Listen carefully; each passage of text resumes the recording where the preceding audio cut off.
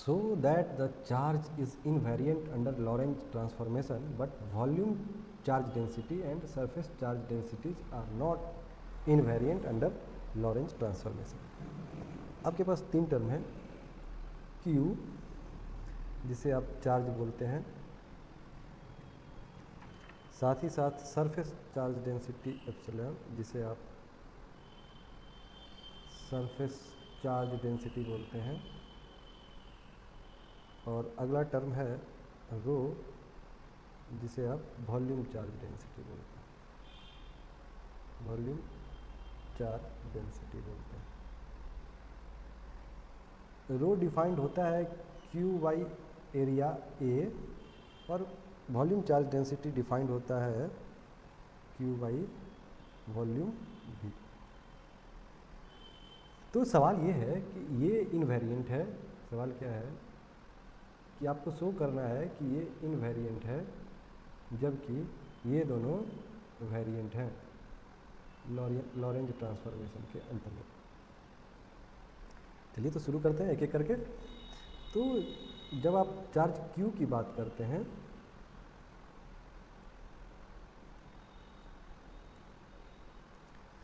तो Gauss law जो बोल रहा है, गॉस मैं लिख दे रहा हूँ, Gauss law depends only on the number of charges and it's nature. Gauss law इस बात पे डिपेंड करता है कि कितने चार्ज हैं और किस नेचर के हैं, पॉजिटिव हैं या नेगेटिव हैं, inside the closed surface A, closed surface A, not on how they are moving. वो कैसे मूव कर रहे हैं इस बात पे डिपेंड नहीं करता है गॉस लॉ के हिसाब से, इलेक्ट्रिक फील्ड इस बात पे डिपेंड नहीं करता है। तो अगर हम फ्रेम वाइज लिखना चाहें गॉस लॉ को तो in S frame Gauss law को कैसे लिख सकते हैं, सब लोग जानते हैं, E dot d A is equal to q by epsilon naught, जहाँ क्यू क्या है वही charge, net enclosed charge, q क्या है net enclosed charge under closed area A.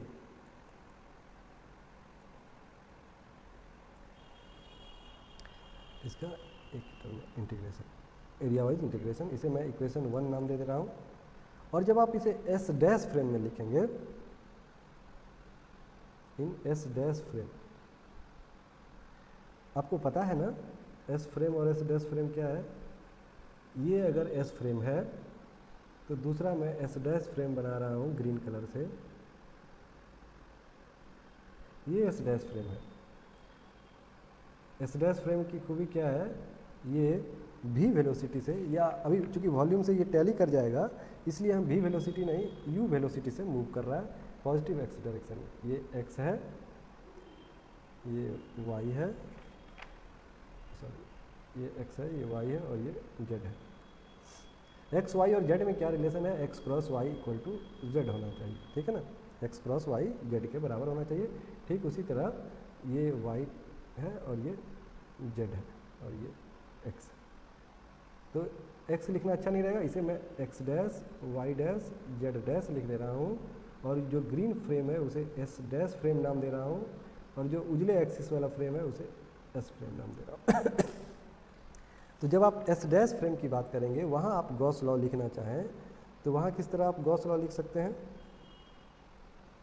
E dash dot d A dash equal to Q dash divided by epsilon naught. इसे आप equation 2 नाम दे दीजिए। और गॉस लॉ ये कहता है कि दोनों ई डॉट डी ए और E dash dot d A बराबर है। तो गॉस लॉ क्या कहता है कि E dot d A is equal to E dot d A dash. अभी हमने देखा कि ये इस बात पे डिपेंड नहीं करता है कि ये किस तरह मूव कर रहे हैं, चार्ज किस तरह मूव कर रहे हैं, इस बात पे डिपेंड नहीं कर रहा है। तो इस हिसाब से हम ये बात लिख सकते हैं रिलेटिविस्टिक के अंदर। और जब इसे हम लिखना चाहें, इसे हम लिख सकते हैं क्यू बाई एप्सिलॉन नॉट, और इसे लिख सकते हैं q dash by epsilon naught, और फिर इसे हम लिख सकते हैं q equal to Q dash. और यही हमें साबित करना था कि ये इनवेरिएंट है। इस बात का कंक्लूजन क्या है? Charge is relativistic invariance, invariant. Relativity के का कंसीडरेशन हम करेंगे इलेक्ट्रोडायनेमिक्स में, तो उस सिचुएशन में भी चार्ज इनवेरिएंट है। जो एक फ्रेम में चार्ज क्यू है, दूसरे फ्रेम से भी क्यू डैश ही नजर आएगा अगर वो यू वेलोसिटी से मूव करे, जिसका स्पीड लाइट के कंपेरिजन में मूव। अब चार्ज की तो बात हो गई, अब हम देखते हैं सरफेस चार्ज डेंसिटी, इसके बारे में। सरफेस चार्ज डेंसिटी के बारे में। सरफेस चार्ज डेंसिटी को हमने रो से लिखा है। तो जब हम एस फ्रेम की बात करेंगे, in S frame rho is defined as Q by A.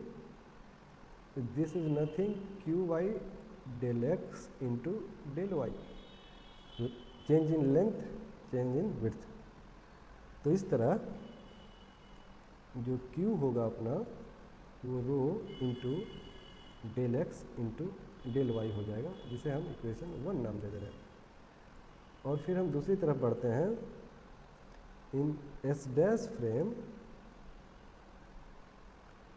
Q dash equal to rho dash into del dash into del Y dash.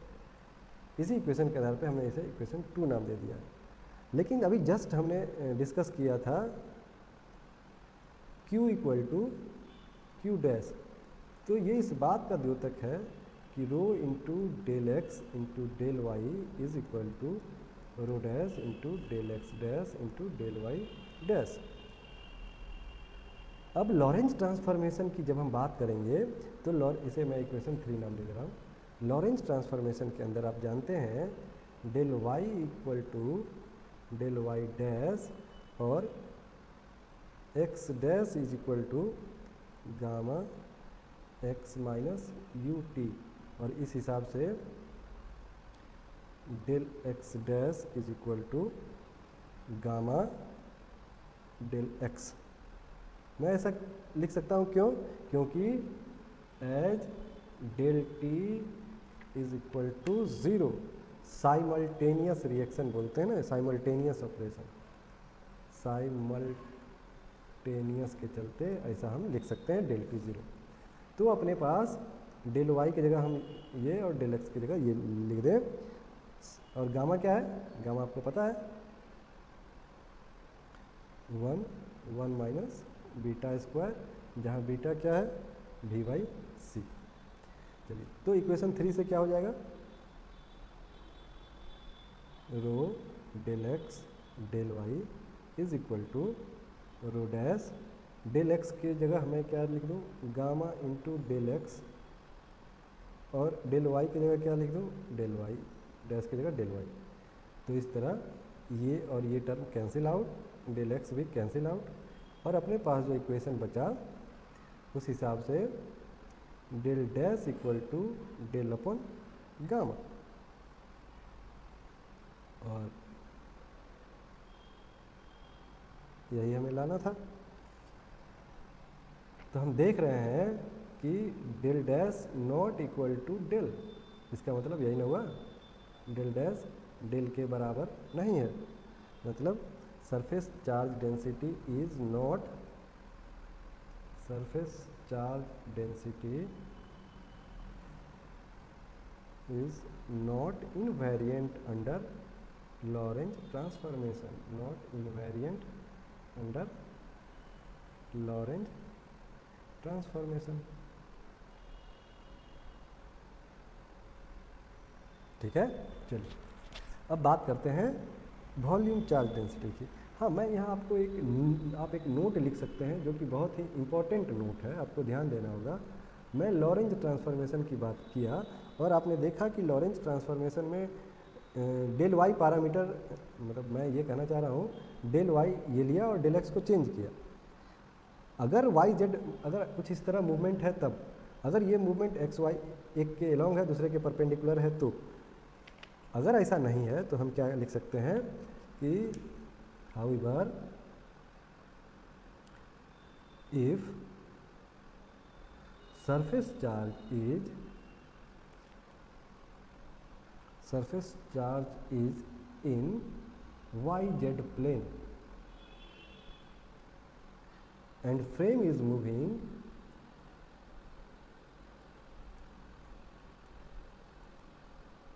in x direction,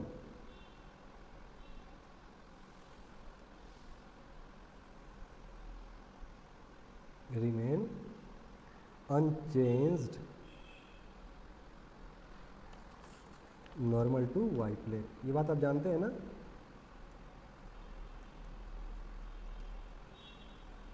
उस केस में डेल डेल डैश के बराबर हो जाएगा। क्यों?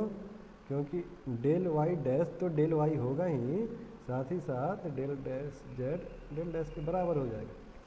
ठीक है ना। तो इस तरह ये बराबर हो जाएगा। लेकिन यहाँ ये बात नहीं प्रूव करना था, यहाँ एक्स मतलब वाई जेड प्लेन ना होके एक प्लेन एक्स का है, हमने एक्स वाई प्लेन माना है। ठीक है। अब बात करते हैं वॉल्यूम चार्ज डेंसिटी की। वॉल्यूम चार्ज डेंसिटी, जिसे हम रोज से ज़्यादातर इसी का यूज होगा, वॉल्यूम चार्ज डेंसिटी का ही। तो एस प्लेन में किस तरह डिफाइंड है, एस फ्रेम में वॉल्यूम चार्ज डेंसिटी किस तरह डिफाइंड है, क्यू अपॉन वॉल्यूम। वॉल्यूम बोले तो del x del y into del z. और इस इक्वेशन को मैं अगर रीअरेंज करूँ तो q equal to del into del x del y into del z. और इसे इक्वेशन कुछ भी नाम दे दूँ, इस केस में 1 ही नाम दे रहा हूँ, ज़्यादा 1 2 हो गया, लेकिन आप समझ सकते हैं कि वॉल्यूम चार्ज डेंसिटी में 1 फिर से शुरू हो रहा है। और फिर एस डैश फ्रेम की मैं बात करूँ तो q dash will be rho dash del x dash del Y dash और डेल जेड डैश। इसे इक्वेशन 2 नाम दे रहा हूँ। और आप लॉरेंज ट्रांसफॉर्मेशन के तहत जानते हैं, लॉरेंज ट्रांसफॉर्मेशन क्या कहता है, del Y dash is equal to del y, उल्टा लिख दिया, del z equal to del z dash, साथ ही साथ del x dash equal to gamma del x. अभी हमने निकाला था इसे, ये टर्म अभी जस्ट मैंने ड्राइव किया था, है ना। तो इस केस में अगर आप पुट करेंगे and q is equal to Q dash, तो इस तरह आपके पास इक्वेशन आएगा del into del x del y del z is equal to del dash del x dash की जगह मैं डेल एक्स इंटू गामा लिख दूँ और y की जगह डेल वाई डैश की जगह डेल वाई और डेल जेड लिख दूँ। और अब आप देख रहे होंगे कि del x del y del z del x del y del z. तो इस तरह आपके पास जो इक्वेशन आया वो ये आया, rho dash equal to rho by gamma. ठीक उसी तरह जैसा सरफेस चार्ज डेंसिटी में आया था उसी तरह। और इस आधार पे आप लिख सकते हैं ये वॉल्यूम चार्ज डेंसिटी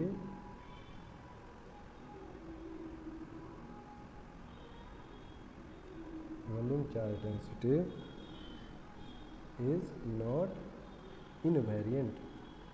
ये वेरिएंट है, चार्ज के हिसाब से फ्रेम के हिसाब से चेंज हो जा रहा है। किस तरह चेंज हो रहा है, एस डैश फ्रेम में वॉल्यूम चार्ज डेंसिटी का वैल्यू एस फ्रेम के वैल्यू से को गामा से भागा दे देंगे, जहाँ गामा के बारे में आपको पता है। इस तरह इस सवाल का आंसर हमने ढूंढ लिया कि क्यू और सरफेस चार्ज डेंसिटी और वॉल्यूम चार्ज डेंसिटी किस तरह लॉरेंज ट्रांसफॉर्मेशन के अंदर वैरी करते हैं। Thank you.